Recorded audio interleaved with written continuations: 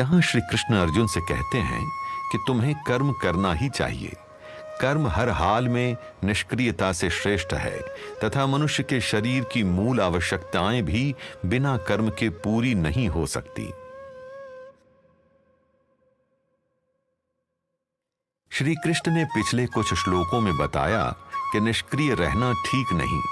कर्म त्यागने से बेहतर कर्म करना है तथा बिना फल की आसक्ति के कर्म करना ही श्रेष्ठ है। यही है निष्काम कर्म योग, जिससे मनुष्य के मन की शुद्धि होती है। इसलिए अर्जुन को कर्म करना ही चाहिए। यहां पर शरीर की मूल आवश्यकताओं के बारे में कही हुई बात को भी समझिए। हर व्यक्ति को अपने प्राकृतिक गुणों के अनुसार, अपनी प्रवृत्ति के अनुसार विभिन्न गतिविधियां करनी ही पड़ती हैं। यही गतिविधियां उनका शरीर बनाए रखने में सहायक होती हैं।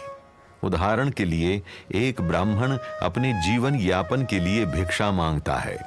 उसकी शारीरिक आवश्यकताओं के अनुसार ये पर्याप्त है, किंतु एक क्षत्रिय को भिक्षा मांगने की अनुमति नहीं, क्योंकि एक क्षत्रिय का कर्तव्य युद्ध करना है।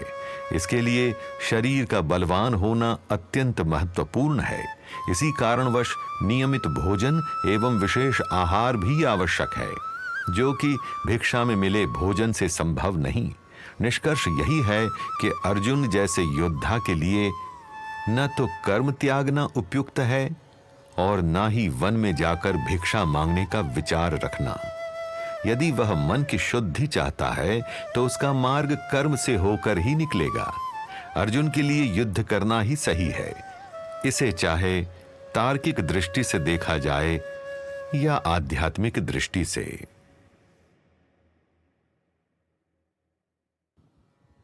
जीवन में सभी के कुछ दायित्व हैं, कुछ कर्तव्य हैं। कई बार मनुष्य इन दायित्वों का निर्वाह उत्साह से करता है, किंतु कई बार कर्तव्य पालन करने का मन ही नहीं करता। दायित्व को त्याग देने की मनोदशा उत्पन्न होती है। यहाँ केवल क्षणिक विश्राम की आवश्यकता हो तो अवश्य किया जा सकता है। यह शरीर और मन को फिर से कर्म में संलग्न होने की ऊर्जा देगा। किंतु यदि ऐसा नहीं है तो क्या दुर्बल मनोदशा का दास बनकर कर्तव्य को अधूरा छोड़ देना, उसे त्याग देना ठीक है? नहीं। कर्तव्य से भाग जाना ठीक नहीं। स्वयं को इस स्थिति से दूर करके भी एक बार देखिए और सोचिए कि कौन सा व्यक्ति बेहतर है, वह जो मन के दुर्बल होते ही कर्तव्य को बीच में त्याग कर भाग खड़ा होता है, अथवा वह जो कभी अपने दायित्व से पीछे नहीं हटता, उसे हमेशा पूरा करता है। आप भी जानते हैं कि कर्तव्य से कभी नहीं भागना यही सही है। यह औरों के प्रति सम्मान को भी दर्शाता है। मनुष्य अकेला नहीं है, उसका हर दायित्व किसी और से जुड़ा है। माता पिता का दायित्व संतान से, मित्र का दायित्व मित्र से, व्यवसायिक दायित्व सहकर्मियों से जुड़ा है। अपने दायित्व से भागना औरों का अनादर भी है। कर्तव्य निष्ठ रहिए, मन की दुर्बलता से जीतिए, उसकी बातों में आकर दायित्व कभी मत त्यागिए।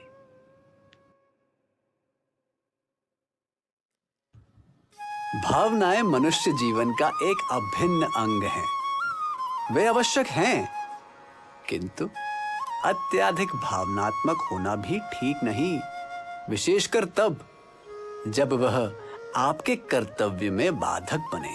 उदाहरण के लिए, कई ऐसे परिवार हैं, और कुछ को तो आप भी जानते होंगे, जहां माता पिता अपनी संतान के प्रति इतने अधिक भावनात्मक हो जाते हैं कि वे उन्हें कोई भी कष्ट होता देख नहीं सकते। उनकी हर छोटी बड़ी इच्छा को पूर्ण करते हैं, उन्हें हर कठिनाई से दूर रखते हैं।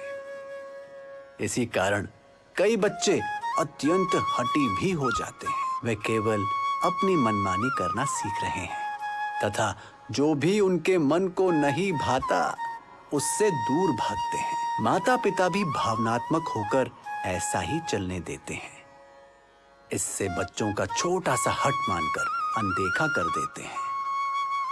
किंतु समस्या बच्चों के छोटे से हट की नहीं, समस्या यह है कि धीरे धीरे यदि यही उनका स्वभाव बन गया तो जीवन अत्यंत कठिन होगा। संतान सदा तो माता पिता की छत्र छाया में नहीं रह पाएगी। उच्च शिक्षा, जीविका तथा कई अन्य कारणों से बाहरी समाज में जाना होगा। कठिन परिस्थितियां आएंगी, विभिन्न प्रकार के लोगों से सामना होगा। यदि उन्हें सदा ही एक अत्यंत सुरक्षित वातावरण में रखा गया है तो यह सब उनके लिए दूभर होगा। वे दिशाहीन अनुभव करेंगे। केवल भावनात्मक होकर संतान को हर छोटे कष्ट से दूर रखना ठीक नहीं। उनके सुखद भविष्य के लिए आवश्यक है कि वे कुछ कठिनाइयां भी देखें। उन्हें कर्तव्य पालन की शिक्षा दी जाए, दायित्व का महत्व समझाया जाए, और ये माता पिता को करना होगा। ये उनका कर्तव्य है।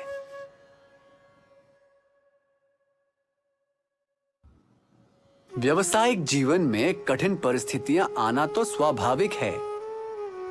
कोई जटिल कार्य, कोई दुष्कर सहकर्मी अथवा कोई ऐसा दायित्व जो असंभव सा प्रतीत हो। कई बार मनुष्य इन सब से भाग खड़ा होने का प्रयत्न करता है कि उसका कार्य कोई और कर ले अथवा वह स्वयं ही ये नौकरी छोड़ दे। किंतु सत्य तो यह है कि इन सब से समस्या का समाधान नहीं होगा। कठिन परिस्थितियां तो फिर भी आएंगी ही। तो क्या किया जाए? परिस्थितियों से जूझना सीखिए। इन दो बातों पर ध्यान दीजिए। पहली, अपने दायित्व को औरों पर मत टालिए, उसे पूर्ण कीजिए। सोचिए, यदि कोई और इस कार्य को कर सकता है तो फिर आप क्यों नहीं? यह सीखने का प्रयत्न कीजिए कि कोई और इस परिस्थिति को कैसे सुलझाएगा। किसी से सहायता लीजिए। इससे समस्या तो सुलझेगी ही, साथ ही आपकी कार्य कुशलता भी बढ़ेगी। दूसरा, सकारात्मक रहिए। कोई भी परिस्थिति पूर्ण रूप से बुरी नहीं होती, उसमें कई अच्छे पहलू भी होते हैं। उदाहरण के लिए, आपका यह कार्य ही आपको जीवन के साधन दिलवाता है, आपके परिवार को सुखी रखता है। यह भी एक महत्वपूर्ण पहलू है।